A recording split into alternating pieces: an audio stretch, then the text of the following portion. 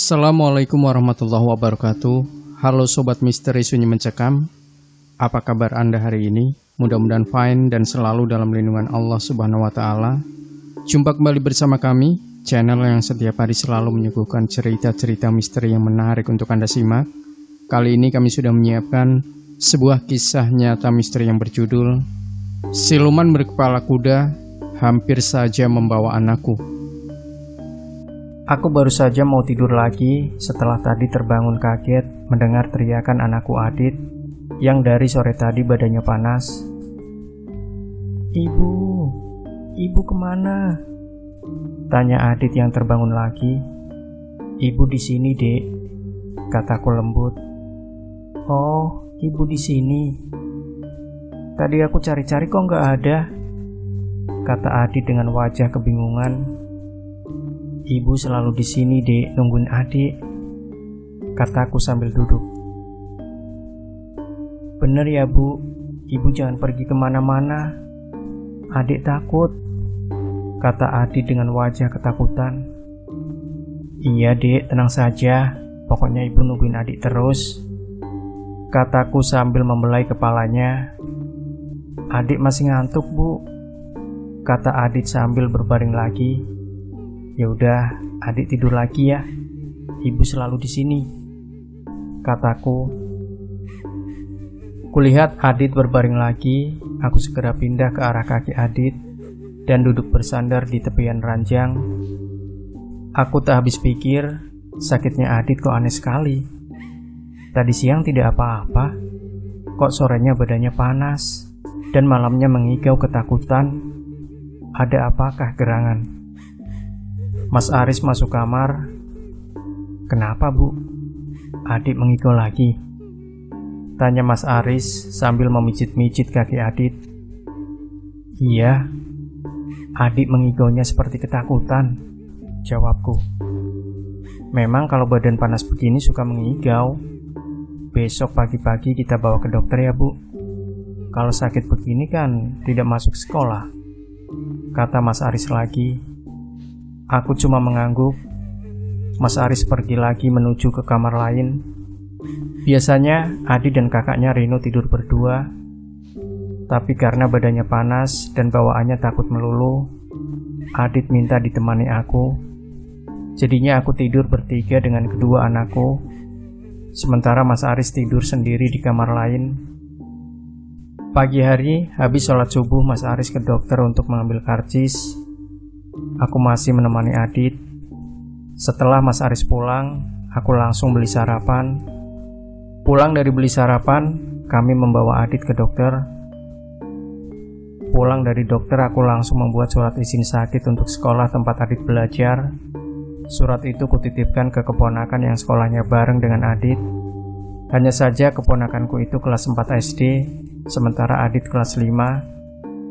Aku juga menelpon atasan, izin tidak masuk karena anakku Adit sakit. Memang kadang aneh ya, yang sakit siapa, yang izin tidak masuk kerja siapa. Itulah keluarga, yang satu sakit, yang lain ikut merasakan. Setelah sarapan, Adit minum obatnya, menonton TV sejenak. Bu, Adit tidur lagi ya, masih ngantuk, kata Adit sambil masuk kamarnya. Iya, Dik, tidur aja biar cepat sehat, jawabku. Adit tidur lagi, sementara aku menuju dapur mengerjakan segala sesuatu yang perlu dikerjakan. Cuci piring, merapikan dapur. Aku paling tidak betah kalau melihat rumah berantakan, bikin mata sepet. Seandainya aku punya Mbok Inem, mungkin aku tidak perlu repot-repot begini. Tapi kupikir aku tidak begitu butuh Mbok Inem. Kedua anakku yang cowok semua sudah besar-besar, kelas 5 SD dan kelas 8. Sudah bisa mengurus diri sendiri, maksudnya makan sendiri, mandi sendiri, tidak perlu dilayani seperti bayi. Aku tinggal mempersiapkan segala sesuatu selayaknya ratu rumah tangga.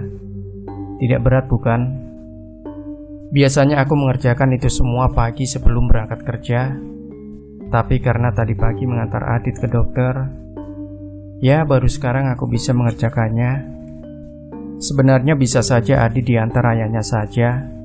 Aku tak perlu ikut. Tapi Adit tidak mau. Dia maunya diantar kami berdua, ayah dan ibunya. Mungkin karena anak bungsu, jadi dia manja. Aku sedang membersihkan kompor gas. Semalam Rino masak mie. Ada mie yang tercecer mengotori kompor. "Bu, ibu di mana?" teriak Adit. "Ibu di dapur, Dek," jawabku dari dapur. "Sini, Bu," teriak Adit lagi. "Ada apa sih, Dek?" kataku sambil berjalan cepat menuju kamar Adit. "Ibu di sini aja nemani Adik," kata Adit sambil duduk. "Ibu beres-beres dapur dulu, Dek. Kalau berantakan begitu kan sepet dilihat," kataku. "Kalau begitu merem aja, Bu, gak usah lihat-lihat," kata Adit sambil berbaring lagi. Aku cuma tertawa geli. Memang kalau aku merem, keadaan dapur akan rapi dengan sendirinya. Siangnya Adit sudah membaik, badannya sudah tidak panas lagi. Dia asik nonton TV. Aku lega, ternyata obat dari dokter mujarab juga. Ternyata kesembuhan Adit hanya sementara. Buktinya, sore harinya badan Adit panas lagi, dan malamnya mengigau lagi. Oh, mungkin obatnya belum bereaksi. Coba aku tunggu sampai 2 hari lagi. Tapi ternyata sampai hari ketiga, panasnya belum reda juga. Kalau siang sehat, kalau malam badannya panas. Aneh. Mas Aris memutuskan untuk membawa Adit ke dokter lagi. Khawatirnya itu gejala demam berdarah. Setelah diperiksa, menurut dokter bukan demam berdarah, Adit cuma kecapean. Dalam surat keterangan dokter, harus istirahat 3 hari. 2 hari setelah dibawa ke dokter, panasnya Adit belum mereda juga. Berarti sudah 5 hari Adit sakit. Sekarang malah makin parah. Panas badannya bukan cuma malam hari seperti sebelumnya, tapi siang hari juga. Adit tiduran melulu dan mengigau juga. Aduh, kok makin parah. Aku bingung juga, ini sakit apa ya? Sekarang sepanjang hari, tidak siang tidak malam, aku menunggui Adit. Malam harinya aku tak bisa tidur. Adit mengigau terus-menerus. Tanda tanya dalam benakku belum terjawab juga. Adit sakit apa? Aku bingung, benar-benar bingung. Tiba-tiba teringat cerita ibuku dulu.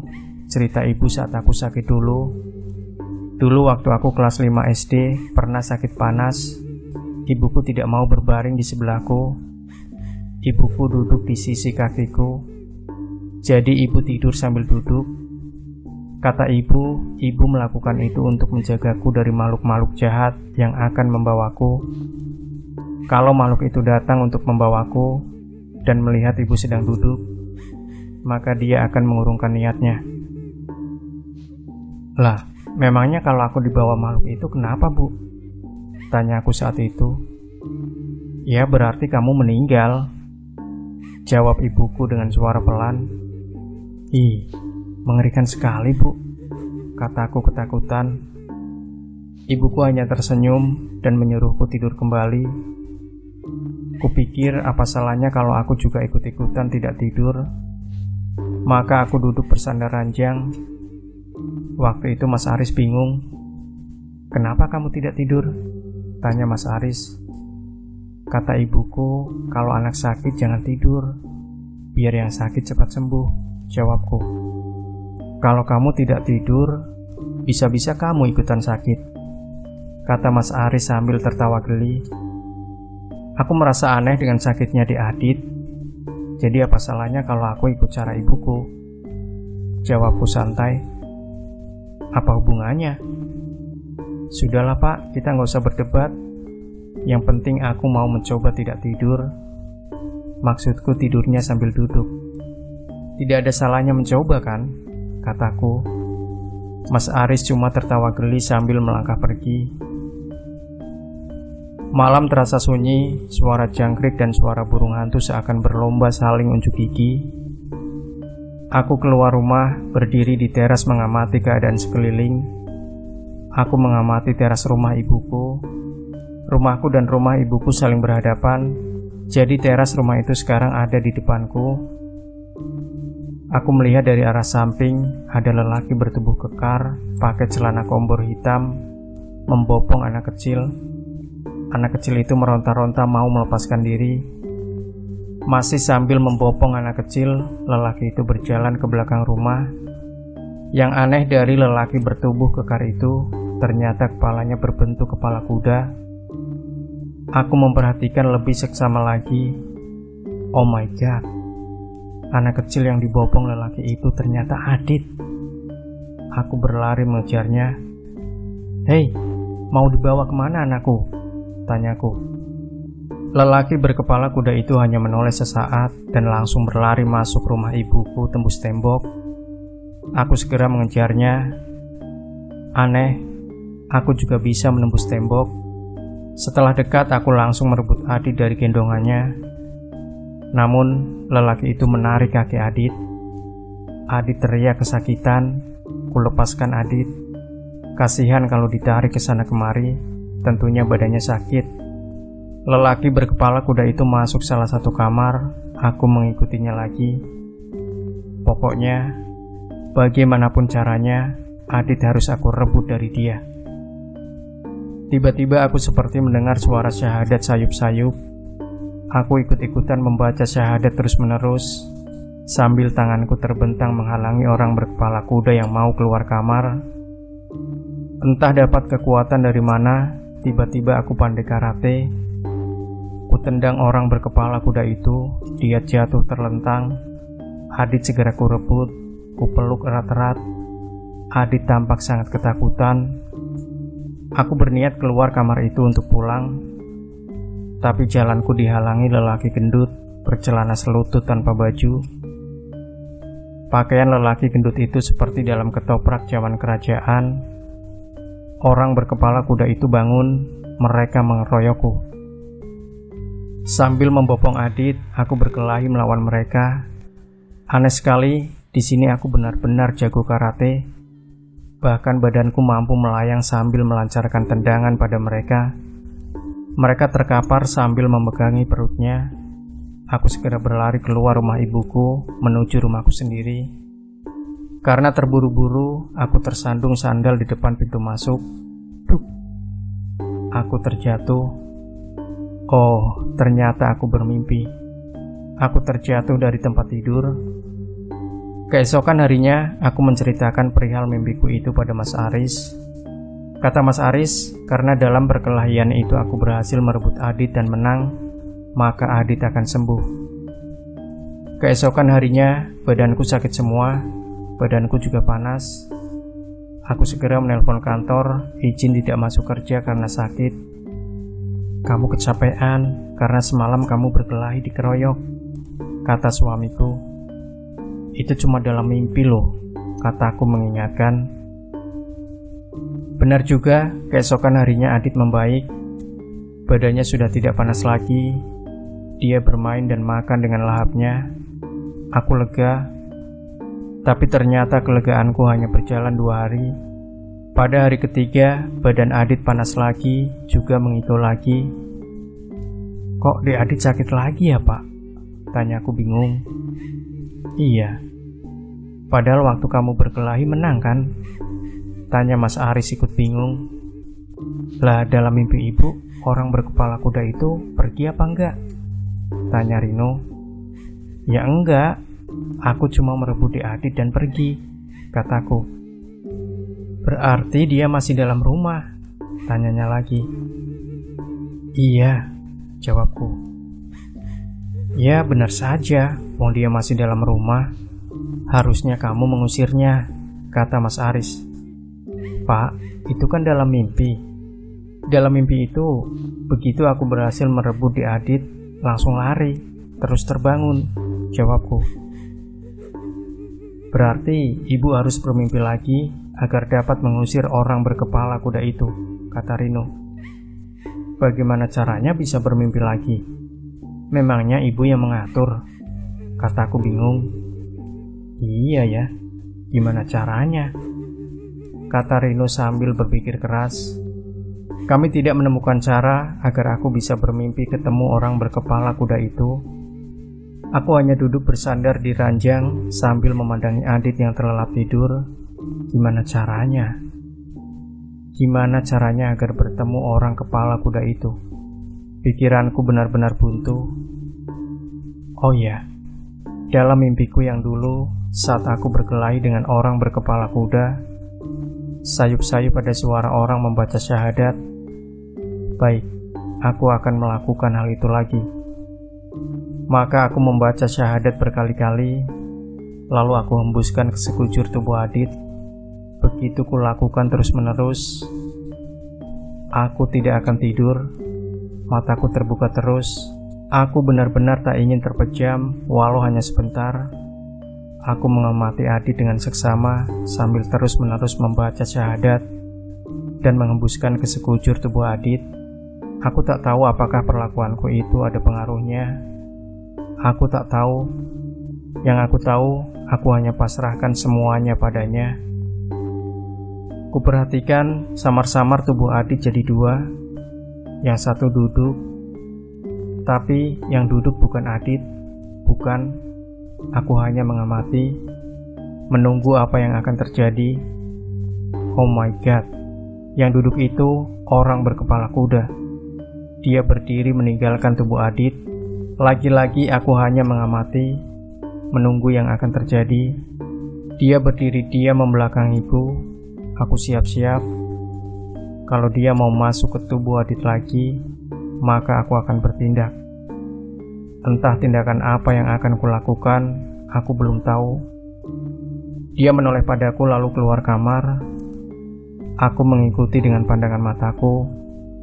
Dia menembus tembok ke arah pojok selatan timur.